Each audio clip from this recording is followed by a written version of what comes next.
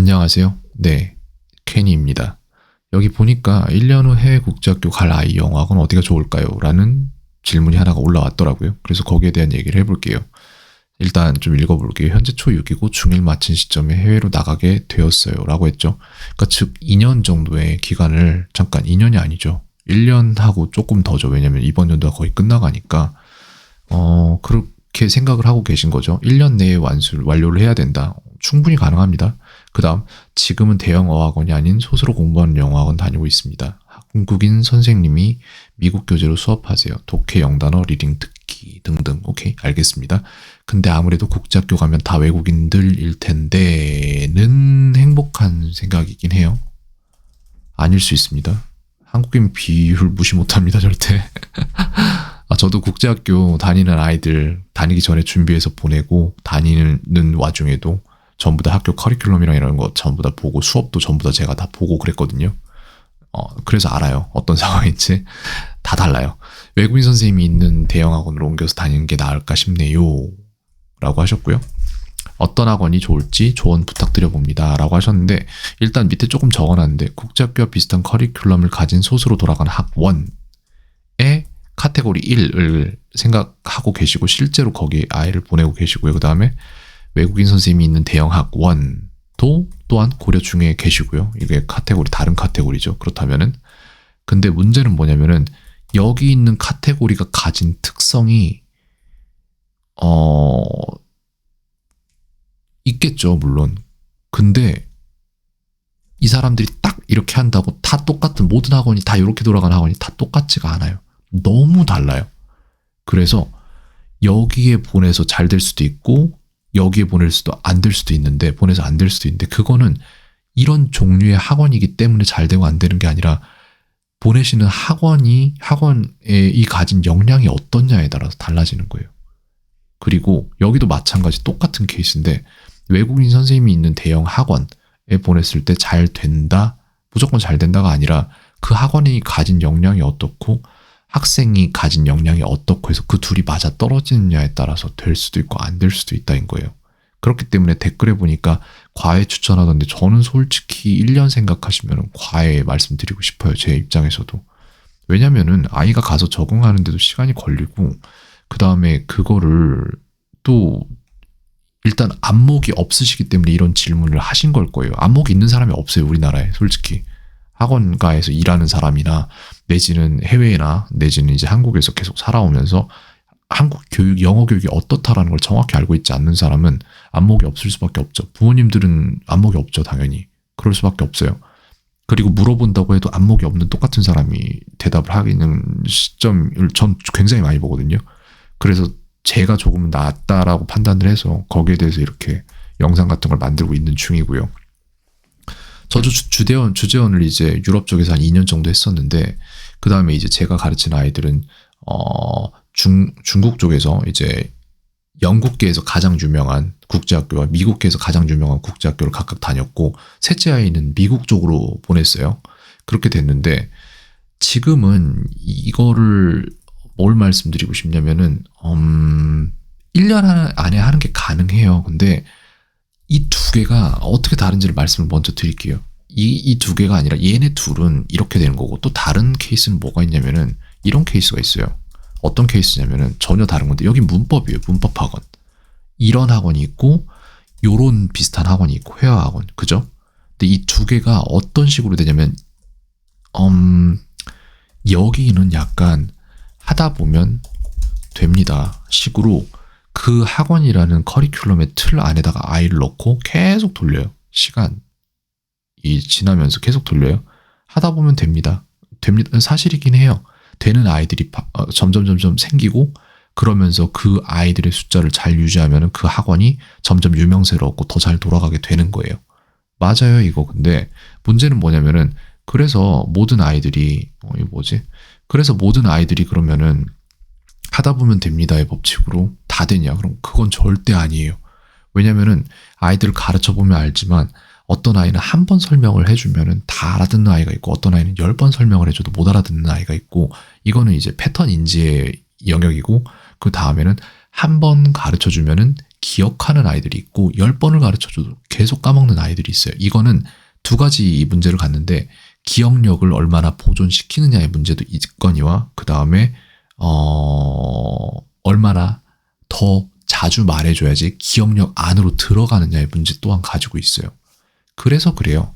근데 이 모든 게 다 맞아떨어져야 되는데 문법 같은 경우에는 패턴 인지 쪽이 강한 거고 그 다음 단어 같은 경우에는 이제 그 암기 쪽이 강해야 되는 거거든요.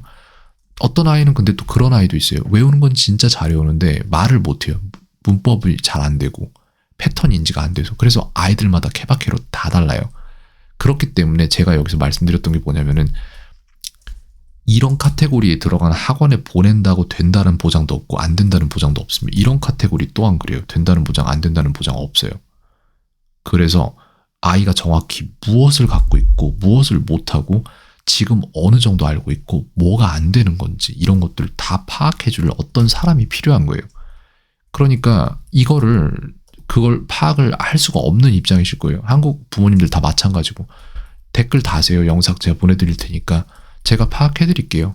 얼마 안 걸려요. 한 30분이면 다 파악됩니다. 도대체 이 아이가 문법이 어디까지가 어디서부터 깨져 있고 그 다음에 시제가 어디서부터 어디까지가 깨져 있고 긍정문이 되는지 부정문이 되는지 의문문이 되는지 안 되는지 이런 것들 전부 다 파악을 해보면 됩니다. 왜?